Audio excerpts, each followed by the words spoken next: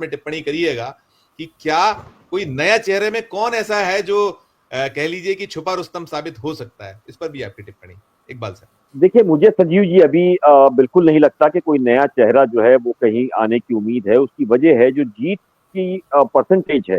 यानी कि आप देखिए कि तकरीबन 30 साल के बाद बीजेपी का ही मुख्यमंत्री हो, बीजेपी का ही हो, नहीं, लेकिन मुझे जैसा कि अमित शाह बीजेपी से और भी कोई योगी। उम्मीद नहीं। बीजेपी के ही मुख्यमंत्री के अंदर कोई नाम नहीं लग रहा है। उसकी सबसे बड़ी वजह है कि पिछले दिनों जिस तरीके से एक लड़ाई नितिन गडकरी और फडणवीस में चलती थी, वो भी लगभग समझौता हो गया। आरएसएस का जिस तरीके से इनके ऊपर सपोर्ट है, और आरएसएस ने जिस तरीके से लोकसभा में काम नहीं किया लेकिन विधानसभा में जिस तरीके से काम किया है, लगातार एक एक माइक्रो मैनेजमेंट के जरिए महाराष्ट्र को जीतने की कोशिश की है। भले ही इसके अंदर लाडली बहना योजना का एक मुद्दा जरूर हो, लेकिन उससे बड़ा जो विदर्भ मराठवाड़ा, जो किसानों का आंदोलन था, मराठों का आंदोलन था, किसानों की जो समस्या थी, उसके अंदर इतना क्लीन स्वीप करना। आप देखिए, एक लंबे समय के बाद मैं आपको बोल सकता हूं कि 100 सीटों से ज्यादा 1990 के बाद पहली बार 1990 के बाद में कोई पार्टी है जो इतने बड़े लेवल पे आई है। वहीं पर गठबंधन पहली बार 200 पार गठबंधन जो है वो महाराष्ट्र में पहली बार आया है।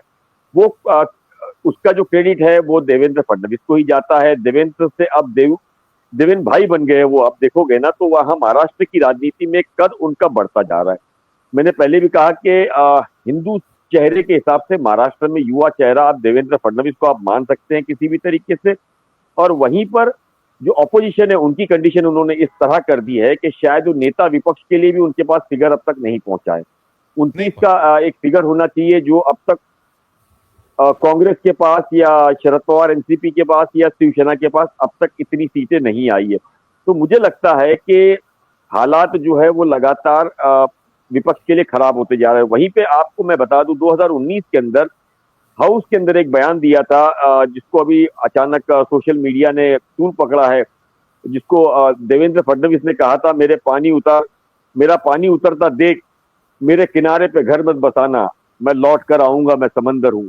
तो इस जो बयान के बाद लगातार ये सोशल मीडिया पे जो है चर्चा होनी शुरू हो गई है। सोशल मीडिया पे वहीं अलग अलग जगह से, जैसे किरीट सोमैया हो और कई बड़े ऐसे लीडर हो महाराष्ट्र के, जो पवन फुले है वो फडणवीस के पास पहुंचे हैं, पीयूष गोयल पहुंचे हैं, अमित शाह ने लगातार शुभकामनाएं दी, बात की है। तो ये सारे ही संकेत एक साफ दे रहे हैं कि 3 बजे प्रेस कॉन्फ्रेंस के अंदर जहां अजीत दादा पवार, एकनाथ शिंदे और देवेंद्र फडणवीस मौजूद रहेंगे, यानी कि ये संकेत है महाराष्ट्र की राजनीति के लिए कि अगले मुख्यमंत्री का चेहरा देवेंद्र फडणवीस है।